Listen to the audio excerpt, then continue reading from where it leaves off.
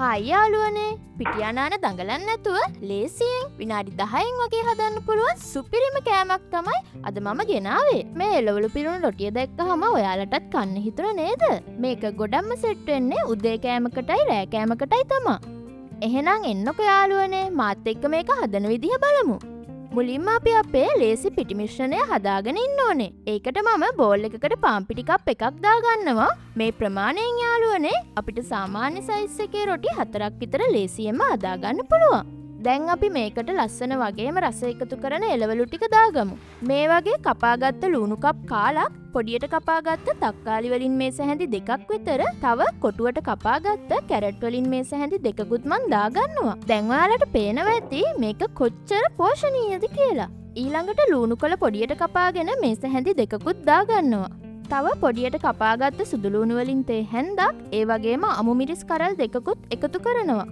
අන්තිමටම හීනියට කපාගත්ත කරපිංච මේස හැන්දකුත් දාගන්නවා. දැන් අපේ රොටිය සැර පොඩ්ඩක් වැඩි වෙන්න කෑලි මිරිස් තේ හැන්දක් එකතු කරනවා මම. ඒ වගේම ගම් මිරිස් තේ හැඳි භාගයක් වගේත් එකතු කරගමු. රස අනුව ලුණු තේ හැන්දක් දාගමු අපි.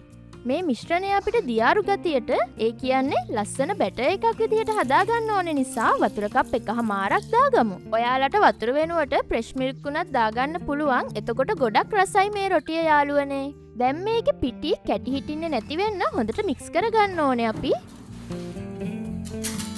මෙන්න මේ වගේ ගානට නියමෙටම ස්මූත් වෙලා මික්ස් වුණාට පස්සේ මං එකතු කරගන්නවා බිත්තර දෙකක්. බිත්තර දැම්මහම රොටිය මාරම සොෆ්ට්. දැන් ආයෙත් මේ ටික හොඳට කලවම් කරගමු.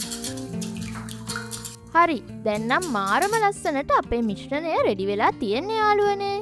එහෙනම් දැන් අපිට තියෙන්නේ මේ රසම රස රොටිය හදාගන්නයි.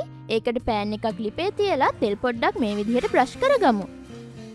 ඊළඟට මම හදාගත්ත මිශ්‍රණයෙන් හැන්දක් අරගෙන මේ වගේ ප්‍රමාණයක් මම පෑන් එකට දාගන්නවා. දැන් මේ දාගත්ත හැන්ද පිටිපස්සෙන්ම අපි මේ වගේ වටේට මිශ්‍රණය එමිහිට තුනී කරගමු. මිශ්‍රණය මදි වගේ නම් තව පොඩ්ඩක් එකතු කරලා මේ විදිහට රවුමට හදාගන්න.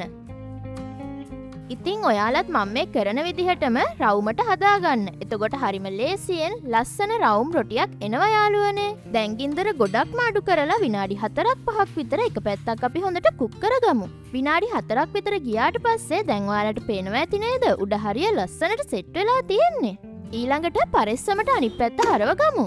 මේ පැත්තත් සාමාන්‍ය විනාඩි 4ක් විතර කුක් කරගන්න ඕනේ. ඔයාලත් මම මේ කරන විදිහට දෙපැත්ත හරව හොඳට කුක් කරගන්න. මේ වගේ ලස්සනට ෆ්‍රයි වුණාට පස්සේ මම මේ රොටිය ලිපෙන් බාගන්නවා. ඔයාලත් එහෙනම් අර ඉතුරු මිශ්‍රණයනොත් මේ විදිහටම අනිත් රොටි ටික හදාගන්න. දැක්කනේ යාළුවනේ මං කලින් කිව්වා වගේ හරිම ලේසි නේද මේක හදාගන්න. එහෙනම් මං ගිහින් එන්නම්. බයි.